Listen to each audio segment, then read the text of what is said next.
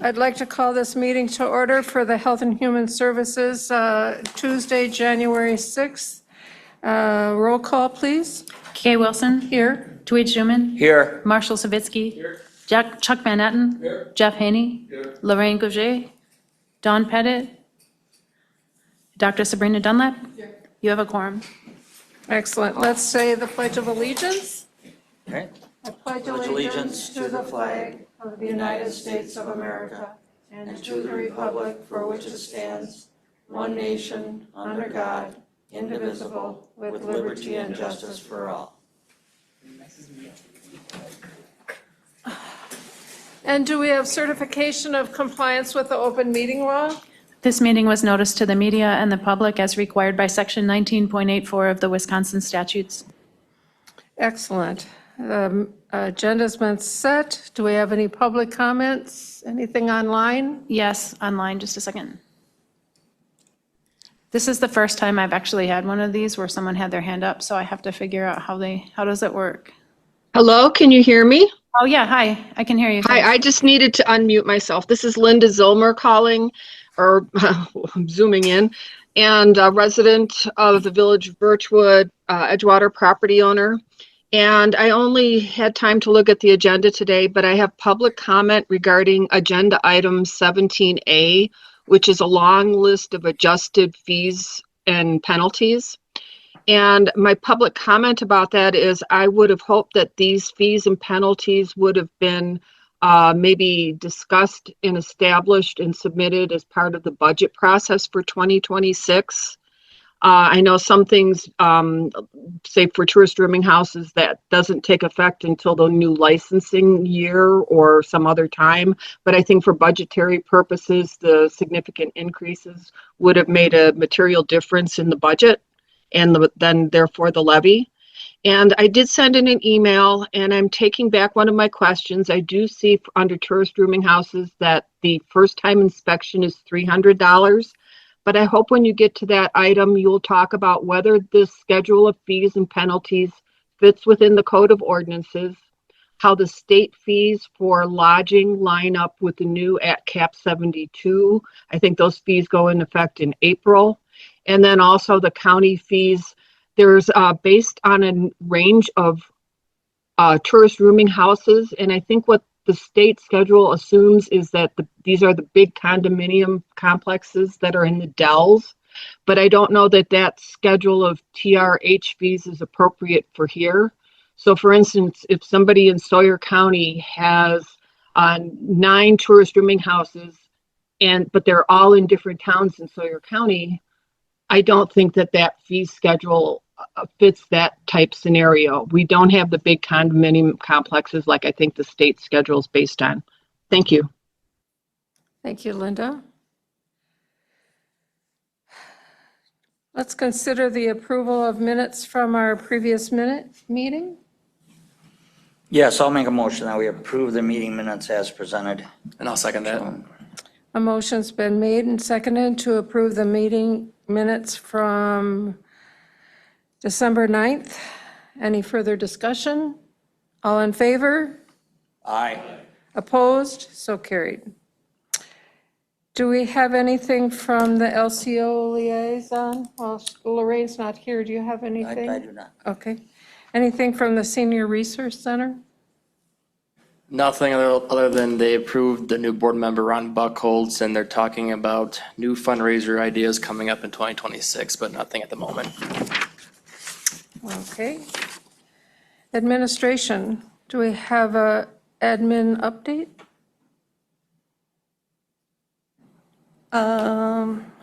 Nothing major on admin update. I can go into strategic plan follow-up. Excellent. One of the questions that was posed was to take a look at the staffing ratio for supervisors. So I have included an org chart in here that is showing how everybody is dispersed out. One of the things that's a little confusing on the org chart, as you look through that, maybe that I have things in blue on there, and what does that mean? And those blue providers are contracted providers. So, although they're not specifically working for us, we are managing them along the way. So, and then the other piece that is also in blue is we're part of consortiums. So many times that means that we have indirect supervisory responsibilities for people that are coming into our county doing work on behalf of that consortium. So just wanted to set that up. We do have some room to be able to kind of relook at this and maybe be able to disperse a little bit more and kind of separate out. So something that we'll take advantage of this year as we're looking at the strategic plan and efficiencies. It was interesting to look at that whole, Yeah. how it's all organized. I think it's mainly, I noticed one thing that's, Carol Gusinski is no longer with us, and I forgot to, she's physically in this world, she's no longer with our organization. I should really say that in a good way. And so I forgot to remove her from here. That is one of the positions that we did not replace this year. Well, this is an evolving, I mean, it's It going to be evolves. ever-changing It as people evolves. come and go.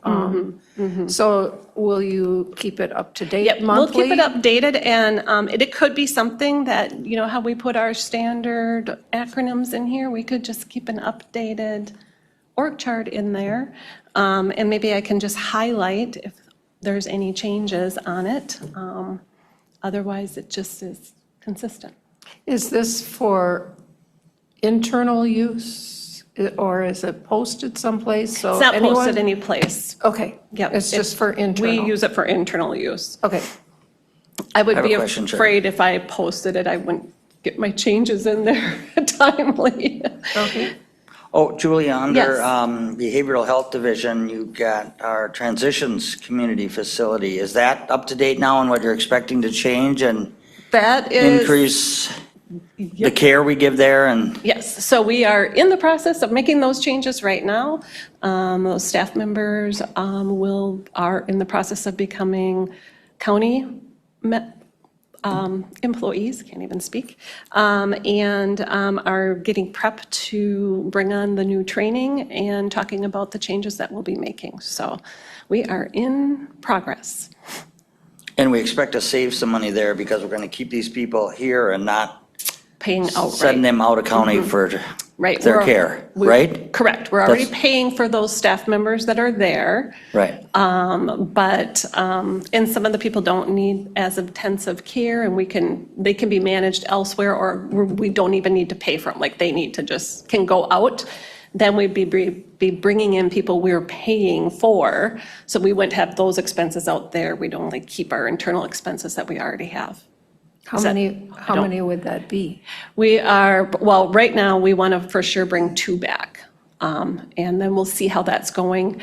It would be ideal if we could carry 4 people there at a time. I just don't know if we can. We'd have to kind of look at those behaviors and how Would it be we're the 4 managing. people that you present on the information? Two of the people for sure, well, actually, 2 are already there.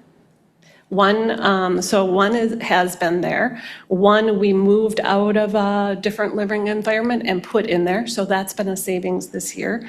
And then we have 2 more that are out that we want to bring back. So, Julia, will we be, oh, I'm sorry. no, go ahead. Will we be certified and credentialed to where we can bill for our services on these people that are housed there?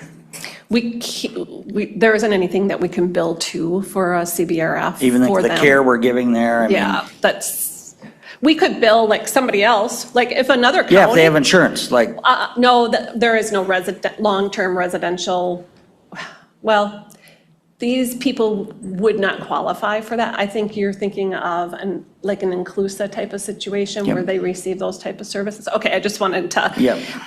At this point, we are not a provider for that, to bill for that.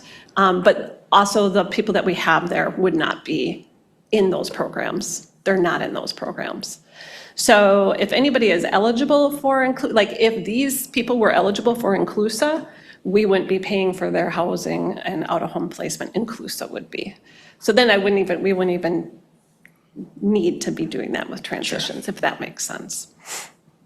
I was just going to ask whether you could, if you know how many, like it probably takes one resident 6 months to repay the whole thing, like the savings that you get even for one resident. I mean, have you looked at the number of, like how you're going to, like the savings seem like they're going to be recouped really soon? This, yeah, if we can, we'll start to recap savings fairly quickly, especially if when we bring the one back, we'll make a Right, big right, difference. right. Yeah, if that, yeah. Should be fairly quick. When you turnaround. say the one back, is that the person that's the most expensive? Okay. Thank you. And, you know, this doesn't say that we won't ever have anybody in Winnebago or those types of things, because we are going to have those short-term stints. It just happens every year. Usually then we transition them to a lower level of care. And we just we'll be limited on our use of using transitions then as that kind of final landing spot. In a way, it's good because sometimes it's really hard then to move them out of transitions. That's what we're finding. So that's why I'd like to kind of, the other reason for changing the focus there. We have some people there that we're going to be working really hard on transitioning out right now who really don't need that level of care. We just need to get them out of there. I didn't say that very nicely, but. All right, let's move on to aging and disability. I don't have any updates. I added, as you recall, we kind of said we're probably going to have a shorter Right. thing. And so I kept these things on the agenda just in case something popped up that we needed to discuss. There's nothing Excellent. to discuss. Okay, and behavioral health, is there anything? The report is in from Alicia. And unless you have any questions on that. I just want to say, we really enjoy these. I go through these, and it's really helpful to have them presented each month, Good. okay? Is there anything that stands out to you, Julie? No, we are just, the only thing is that we had submitted our information to Metastar for the CLTS program. That's really kind of a quality program, looking if you've got your checks and balances on things. There'll be everybody always has some things that we can improve on and do better. So we'll be having, I'm sure, a work plan coming back from that when that information comes. But otherwise, moving forward with everything there. Okay. Community support program and mobile crisis. The one thing that's happening with the community support program is we hold it's chapter 63 for the CSP program, and you have to hold a certification for that. Our certification is under Northland, so they actually hold the certification for that. The state has done an evaluation on holding certifications. There's about 10 of us that have a private agency holding it, and technically the county has to hold it. So today just had a meeting and talked about we need to move all those policies and procedures under the county. It really won't change how the program runs, but we will have to put a supervisor in charge of that program. So it'll be like if the state comes and does a survey, they're going to contact us as the county, and then from there, we're managing those pieces. So we're kind of more responsible for those pieces. Bayfield County is in the same scenario where they also have Northland having that certification.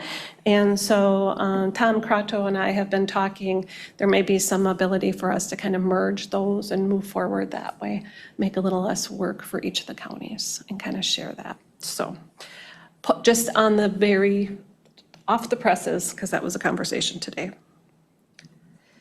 Any questions on that? Then moving forward, I believe we have the monthly expense report in. And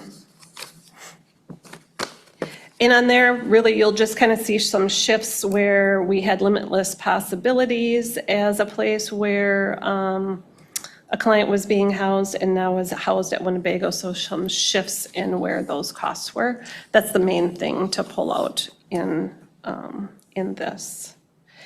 You'll see let's see, I thought that was on there.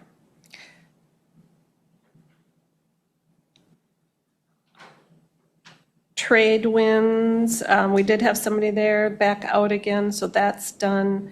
And new beginnings has been shifted too, so. That limitless possibilities, AFH. That's like 200 plus thousand that we Yeah, but it's projected, but it came in way under that? it's shifted to Winnebago because that's the client that we're trying to move back here. The issue that we have, and the other reason for this is Limitless wouldn't take the client back anymore. And so we'll have more control over bringing a client back if we have the client housed with us. So we're hoping to be successful with that, but that's where that is. And that's it for behavioral health. Okay. 6 million. Oh, we need to probably get rid of C altogether. Going into children, youth, and family services, I don't have, well, actually, for child protective services and actually overall on the program, one of the things that we are working with is we did a training with the state on active efforts. And that is when you have Indian child within the child welfare program, we need to make active efforts to engage the tribal community and their families. And one of the things that everybody has not been doing such a good job on across the state is documenting how you're doing your active efforts. So we chose to be one of the first ones to go with the state and get that training with them. And so that seemed to go really well. All staff were there. It does add a lot to the documentation, but in the long run, it helps support us tremendously if we need to remove a child from the home or they're moving into adoption or guardianship. It helps us if we've dotted our i's and crossed our t's legally, then we don't have we have less of a problem of the disruption of the placement happening. So a very important thing to happen along the way. One thing is we just were in court not too long ago, Nicole, I don't remember her last name. Is she for the lawyer with the tribe? Yeah, you know who I'm talking about. Anyways, she commented that it was one of the best documented cases of active efforts that she's ever seen, and she's worked in many areas. So feeling good about Yeah, some of pat the- yourself on the back when changes you with can. it. Yes, we got to take those. I just have a small YJ update. So far for 2025, we've had 55 referrals to the program, and we're currently carrying a caseload of 43.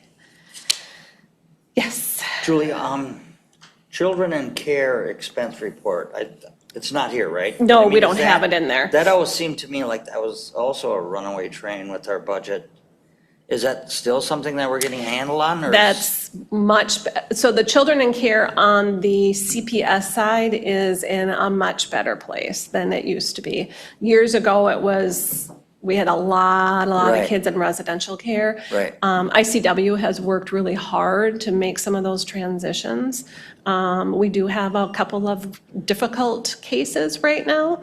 However, because we couldn't find placement, they have been back in their home setting, and things have been going good for right now, but we are still looking at potential placements should something go bad with those placements. So it's a good question, though. It used to be very high with the residential care. Our out-of-home costs, expenses is mainly on the YJ end of things, where we're having to have them in the 180 program and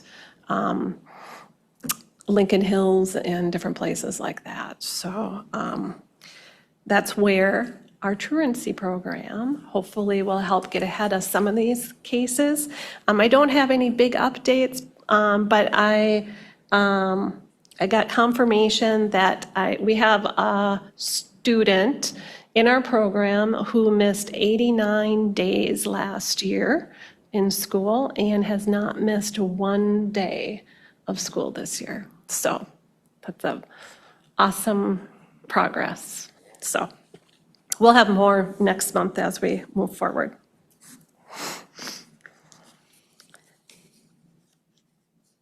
So economics, I guess, can we move on to economic support then?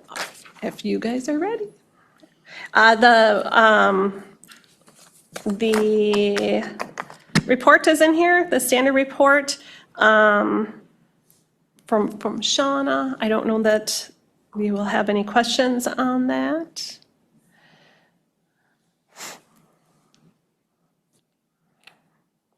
The number of calls don't seem that large considering what is going on with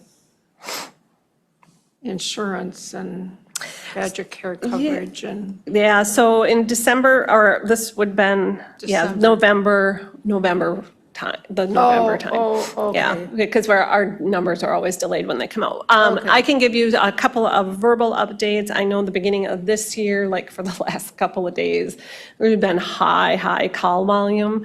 And I know people have been waiting 30, 45 minutes.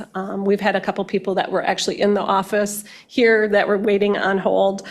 So I can confirm that that was happening. But I also could overhear the person on the other end when they got answered, and I thought that they had great customer service for them along the way.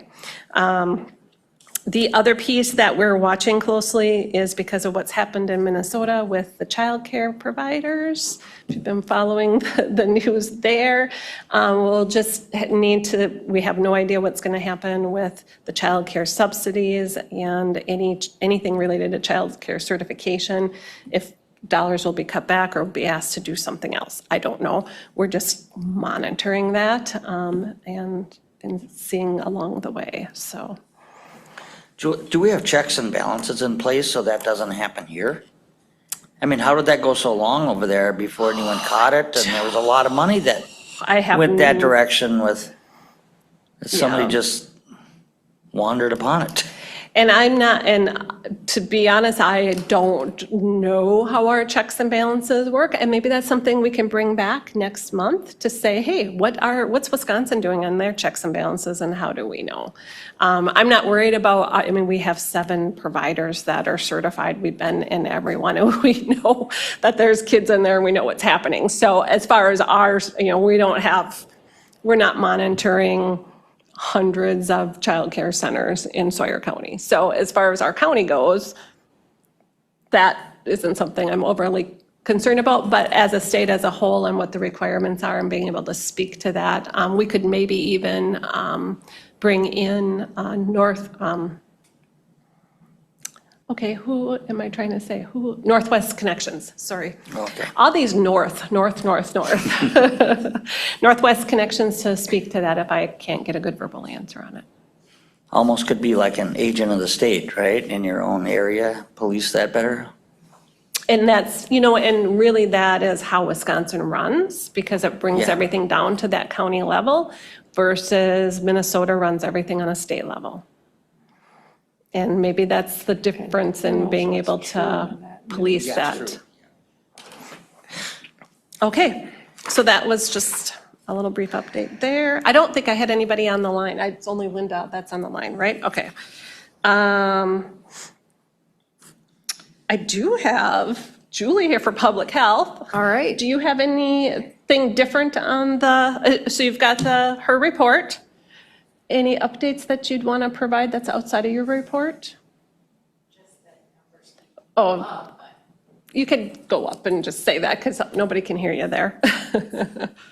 No, just this past week, we're seeing increased numbers of respiratory hospitalizations, both locally and regionally. Actually, statewide, we're at very high levels right now, and regional levels, we're at high. So that is actually trending up Looking at and very Dr. high right Dunlap, now. is So yeah. that's it. Do you have any questions? That's after the holiday, the result of the holiday. Yeah, and those are delayed a bit by depending on what metric they're looking at, we're getting pretty close to real-time data here locally with surveillance data. So generally speaking, we get, close to real time. They have 72 hours to report here.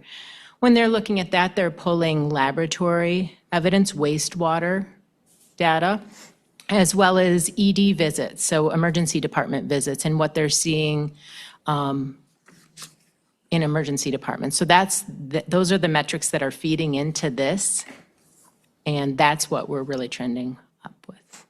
I'm curious about, with the new CDC and childhood vaccination recommendations that came into effect the first of the year, how are you approaching that with your patients? And Well, I mean, I think the recommendations were just from this morning, right? About cutting back on the new schedule.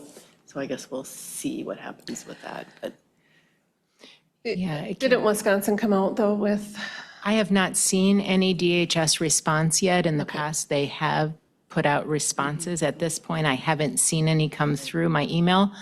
I would guess, there was a number of health officers talking this morning. Guess. But honestly, I can't speak to it. yeah, I mean, we'll continue to offer probably the same vaccinations. The question is whether they'll be paid for. Like if there's, I don't know if you have anything about the Vaccines for Children program, that would be. if they're under that. And there'll be more to come probably on that. So if the parents wish to have their child immunized, they would have to pay out of pocket?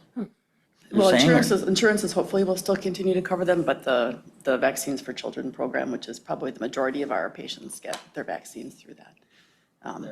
We don't know. Well, is it? I don't know. Is Yeah. it at this expensive? point. Yes. Yes. Vaccinations are It's horribly expensive. horribly expensive. Like how much? Hundreds of dollars for vaccine, yeah. I can, Really? You know exactly how much it costs, yeah.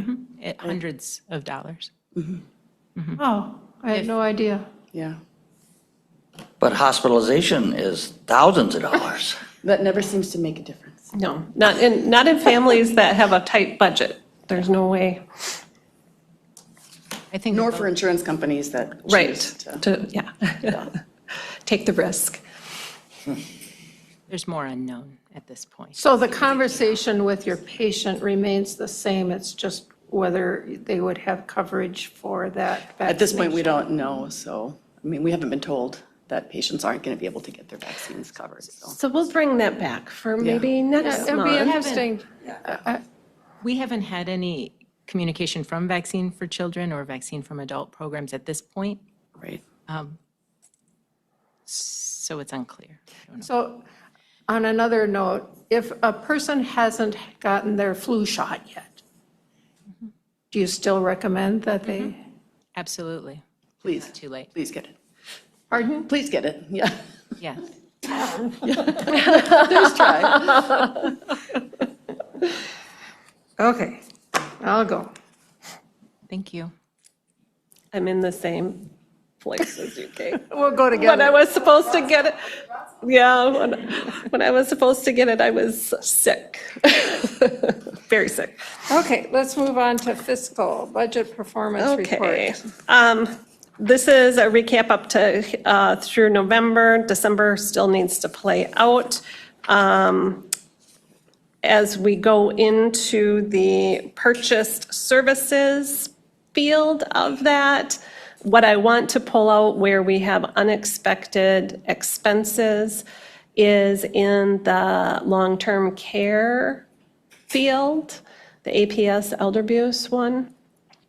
We have residential placements that we did not budget for because we haven't had placements in a couple of years. And it's been pretty, well, we just haven't had placements. And we ended up having 3 Chapter 55s in October, November time. So they've been under placement. What I can tell you is, once we get through their 55, get their guardianship fully taken care of, and then we can start recouping off of we'll recoup the money back, but it won't be, well, we're in '26. It's not going to happen until '26. because their estates have to be sold off, and things have to happen in order to pay those back to us. But we're required, because we put them in under a Chapter 55, to manage it up front and then recoup the expenses. So Where is placement? placement is Clark County. We had also someone in, it's Kitty Roads, is that St. Croix County that might have opened up another one? So there were people that were very hard to place because of behaviors and things, which is why they needed to go in on Chapter 55. In fact, we just, actually Joe Bodo, Carol and Martin and Rebecca and I were working on the one case today, trying to determine what needs to happen, because it's kind of a combination of mental health and kind of that Chapter 55, kind of that long-term need, and trying to figure out how we can kind of settle things out in order to help this person get well enough to maybe get a lower level of care and move out of there. So kind of working through that. But also working on that person's going to get a new guardian, and hopefully that will help with some of the decision-making. And they already have started the fiscal work on that one. So, yes. Julia, we're overspent because we didn't budget anything? We in didn't that? budget anything. Yeah, I see that. We didn't budget anything because we haven't had any expenses for a few years, actually. So probably, and I don't even know if we did this year because these came so late in the year, Mike, I didn't go back to even look to see if we budgeted anything. As I'm thinking, as we're seeing the population age, it probably would behoove us to budget for that. However, we're recouping costs that will go into that area. If we do have expenses, then hopefully, they kind of offset each other and get us ahead of things, so. we But do I have don't know that we budgeted for that We this do year. have a way to recoup these costs. We can recoup off of, yes, if they have items to sell and things to sell, we can recoup costs. Also, once they get a formal guardian, then they can start being moved into Medicare, Medicaid billing. So usually they have to do is spend down, then they become eligible for that, and then they're moved into that programming. So that's more of like the Inclusa kind of thing that you were talking about earlier. Those are the ones that are eligible for those programs. I know, it's kind of a chess game or checker, I don't, probably chess more than anything. I don't play that either, but. Okay.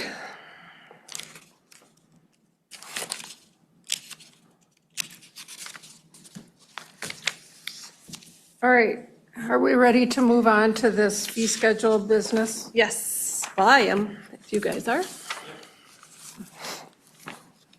This is the important thing for having a quorum tonight. So you will see the resolution in here. We did talk about these fee schedule increases and the changes that were going to be coming down from the state, and we knew that we weren't prepared to bring this forward during the budget period because we knew these changes were coming. And so now that we have received them, we also needed to do an analysis of where everybody's going to land within the new, when you look at the tourist rooming house and the structure of how those are set up. It does change where we have resorts that are out there that are now in hotel motel licensing. Just to kind of give you I'm not going to go into a lot of detail, but give you a little bit so that you kind of can get an understanding. We have these resorts who are in motel, hotel, who will now be moved into a form of a tourist rooming house. And part of what makes them that is if they've condoed out in their resort area, then it automatically puts them in the tourist rooming house. So once we got how everything is split out, we had to do an analysis of where that funding is going to be coming in. and then made adjustments accordingly in all areas so that we already had our projected costs. We know what the program costs. We also know that we have said forward that for water and for the agent program, that, and for the tourist rooming house, that it needs to be covered by fees. So with the fee structure we have here, we should be able to come out fine with what we've budgeted for dollars this year. I don't have with it, like if you guys want to know where each lands in each area, I didn't get that pulled out. I just added the cost. So the big changes that you're seeing on here, so if we go to page 26, you'll see that we had tourist rooming houses were $250, and that was if you had 1 to 4, and they had to be adjacent to one another, was just one pricing. Now, what the state has done is split them out to 1 and then move them into 2 to 4, 5 to 9, 10 to 19. Now, granted, we most likely will never have anything down in these lower levels, but because what I've done in here is if that is something that is available in the fee structure, I put it in here.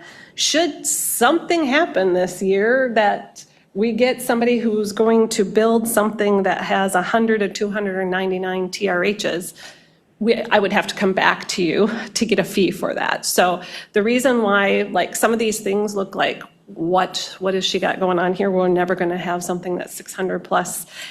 It's just here because that is a fee that the state has, and it's a license that we can administer should we need to. So that's why they're there.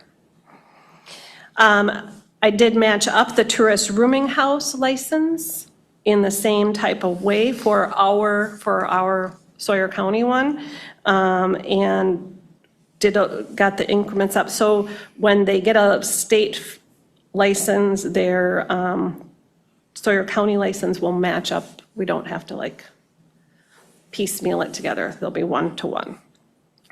And then they made changes to the hotel motel in the room changes. And again, our highest area is probably in the 249 rooms. That's probably the largest hotel that we've got right now.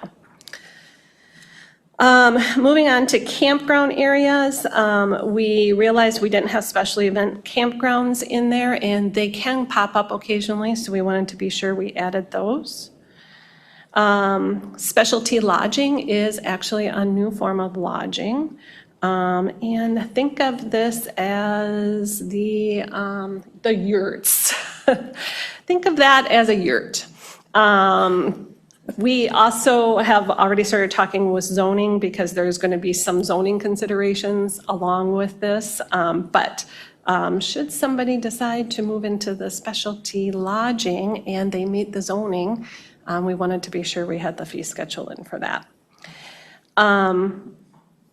There was some substantial changes in the fee schedule on the lodging, and did not want to raise prices up too much. They are up to what the state was, but what is also happening, I'm going to step back here. What also happens is when we do the licenses, the state uses the license fee that we charge, and they do it off of the state license fee. So if they are charging $500 for a license, and they will recoup 13%. The following year, they're going to recoup 14%.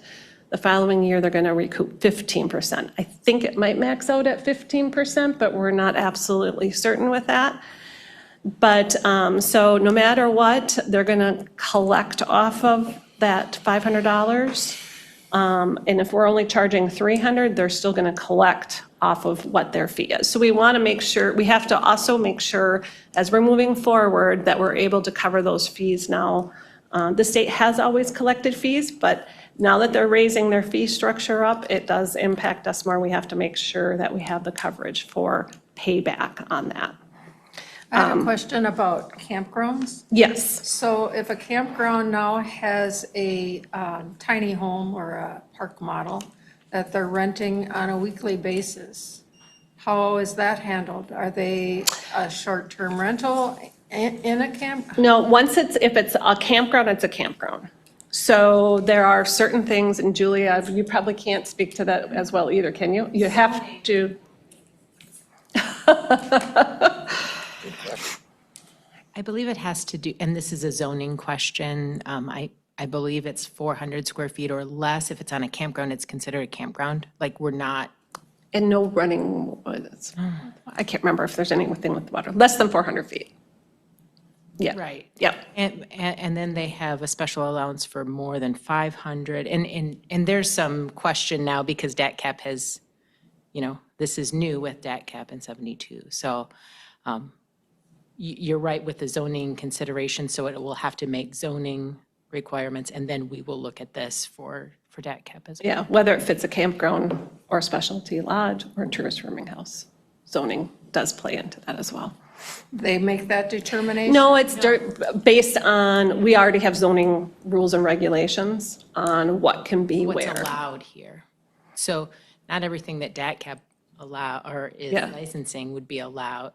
Allowed here. Like, we don't allow it has nothing to do with rentals, but we don't allow single wides, single wide mobile homes on properties because there have to be, everything has to be, it has to be wider than whatever a single wide is to be able to put on somebody's property. So like, those zoning regulations are already in place. If that helps. You're on zoning. There might, Yeah, I know. We just did all that. for DATCAP, there could be a hotel motel on a property and then tourist rooming Oh, houses. yes. Where they have to have 2 DATCAP licenses now, based on the change. Our understanding. So that could come into play. But if they're on a campground, I believe it's a campground. So Julia, this annual license fee that we increased here for all this, that's the state number that they put in place? No, we are No? increasing, so some of it is state license, like, for we are fairly in line with the state when it comes to like the tourist rooming house and the hotel motels. We are higher in some of the other areas because the state hasn't raised their prices in some of the other areas yet, but we do anticipate that to be coming. And it was, we could raise just lodging up even more to help cover our fees, or we could bring the fees up all the way around and have everybody pay for the increase in the programming. So we just thought it was fair to not just hit lodging in order to be able to help us cover all our fees or our costs. The other thing is we have had an increase in our licensing facilities and the need, and we're struggling with getting out to everybody timely, so we had to bring in LTE staff to be able to help with that. This year, we didn't really have that budgeted for, but we knew we needed to do it, so we did it a little bit. Next year, we have a plan for the LTEs to come in during our busy season to help make sure that we get all of our annual visits in. So one of your main priorities then is that this is budget neutral. This is, yes, the Right? main priority is. I mean, we're not gonna raise taxes to pay for a budget Correct. shortfall because we didn't charge enough. Correct. That's the bottom line. I had a is- constituent is- in my district ask me exactly that. Yeah, you guys have made it very clear to me ever since I came Yeah. on board that this budget, this 258, and those of you who haven't been on this, but we've been knowing for years that this needs to be covered by fees. And so that's how this is set up. And that it took until we got the new fee schedules in, and also with the water program, we don't get all the increases that, like Oshkosh, that we have 2 labs that we do have to send to, plus we can do some locally. But those labs don't give us their cost increases till December. So it's hard. We know what the program's going to cost. We just don't know what our fees need to, how to adjust those fees. Well, We know, water program, what we don't know the costs are would be the supplies and the shipping and the different things like that till the very end of the year. So just wanted to kind of let you know those things. Then as we move through on here, you'll see that there's a lot of black line in here. And what I tried to do is just restructure this so it wasn't duplicative. Ooh, I actually said that word, as we go through. So if you're looking at where it would say restaurant, thank you, you got that up, Liz. We had mobile and we had serving meals. They're the same cost. So instead of like repeating everything, we just kind of moved that around and made it more simple. So hopefully moving forward, that'll make more sense. We also, there was a couple little red areas where I found we didn't have a particular spot, just kind of inadvertently had missed them. Micro markets, I don't even really know what they are, but they're available. So we decided we better put them on. We don't really know what they are. I think they're little pop-ups, but, you know. Well, I'm curious because it's coming before us. Home bakeries are coming before the zoning committee. And would that be a micro market, a home bakery? It depends. There are certain things that make them where they would have to have a license with us. And Isn't it, It's a nuance. isn't their gross sales? I think that's the state. do you want to answer to that next month?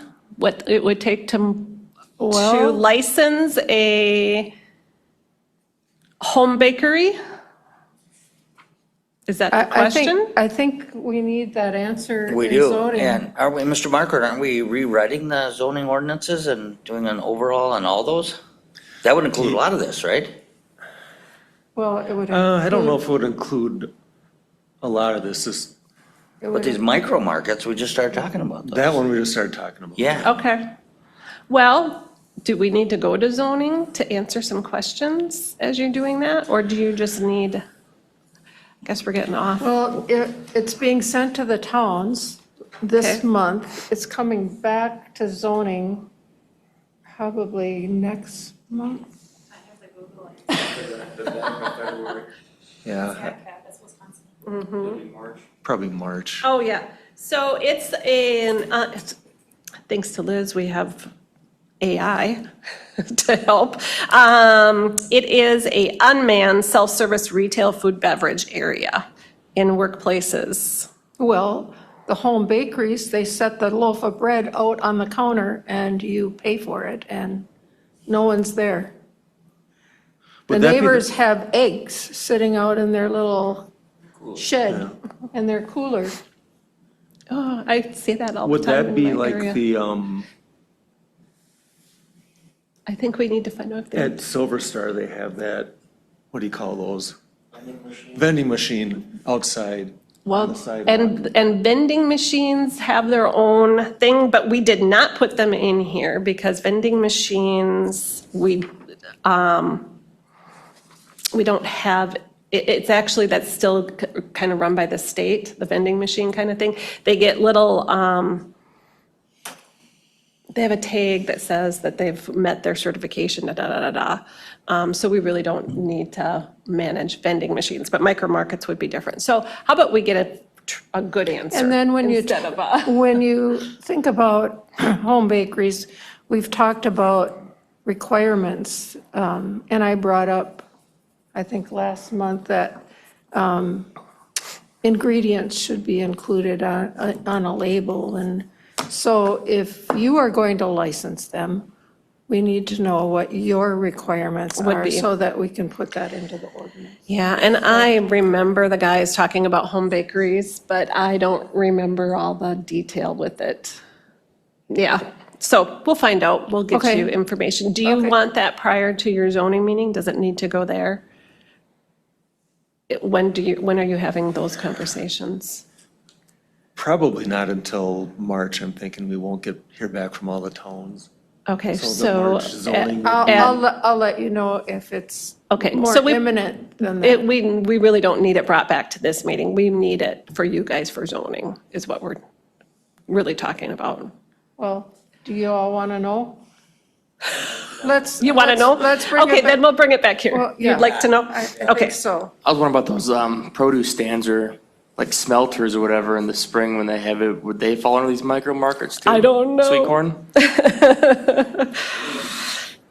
You know, if that's all going to be the case, I can see Chaz Ann being very busy because she's ordinance enforcement, so. Okay, so that's that piece. And then on the way we had our old fee structure set up, if you go to page 29, what we did was we had these additional fees kind of set alongside of everything, but really it's the same thing all the way around. So reinspection, no matter where you're at, it's $150. A second and subsequent is $200. So instead of having it, if you look at the old fee schedule, it was all in those columns all the way down. Just simplified it so that we have those. And then we did add the code enforcement fee and the second and subsequent code enforcement. And then all the rest were there. So when do these fees take effect for the people that are We're affected? gonna put, I've requested for these to be able to take effect February 1st. Because the licensing starts again in April. So that way we can get everything in place, ready to go, move forward. So the people that are affected, last year, you added the county fees on. Now you're going to increase the fees. Their fee will be slightly increased in some areas, some a little bit more. So those that had two to four tourist rooming houses will see an increase because they were only charged one license fee. So they're definitely going to see an increase. And those, it's kind of like heads and beds. I've always felt like we had to go out, we had to inspect every one of them, but we could only charge for one. So this makes more sense for our time spent in the field to be able to cover that. So I've been waiting for that particular thing to happen. What portion of the license fee goes to the state and what stays with the county? So the fees that do not get charged or do not have any portion that goes to the state is the additional fees. The additional fee stays at home with us. Well, tourist rooming host stays at home with us, our Sawyer County one. But the additional fees don't have the additional percentage that will get sent, but all of the rest of the fees do. And that'll offset all these expenses and added staff and time, correct? Correct. That's the plan. Water testing. Can we jump to water testing? You guys have more questions? Okay, water testing. One of the things that we did in the past is we included a one water sample test in with some of the lodging things. We can't do that anymore. It's confusing because now that we have the 2 to 4 and the 5 to 9, there's multiple wells with those. And so we just need to be able to account for how many well samples they're going to need. As a tourist rooming house this year, or going into 26 season, they're also going to have a nitrate sample. So they'll have a coliform bacteria and a nitrate sample. That has to be done per DATCP. So we've created a package. We had this years ago for people who had been on the board for a while. I think you and Dr. Dunlap, Tweed, are probably the only ones that maybe remember back in the day that we had, would have had that. So we've got that put back on. Definitely seeing some increases with, we have Oshkosh, and who else are we using? Stevens Point, with some of the costs on the labs there. So that we've got all these kind of set up. The water bottles have gotten more expensive, so we've increased those fees.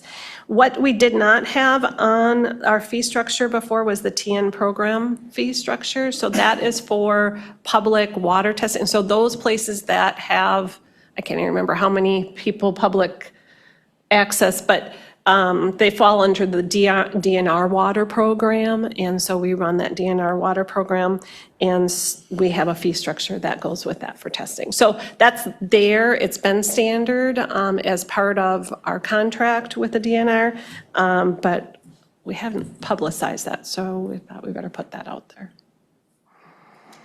Okay, so that is it.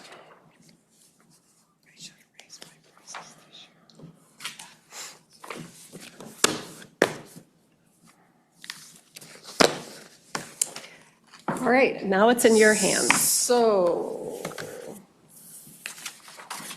are there any questions for Julia on this from you all? Does someone want to make a motion to approve this resolution and accept it? Does it then go to the county board? Yep. All right. Anybody? Yep, I'll make that motion that we approve this resolution. We certainly do not want it to work against our budgets, so we need to increase our prices to pay for the expenses.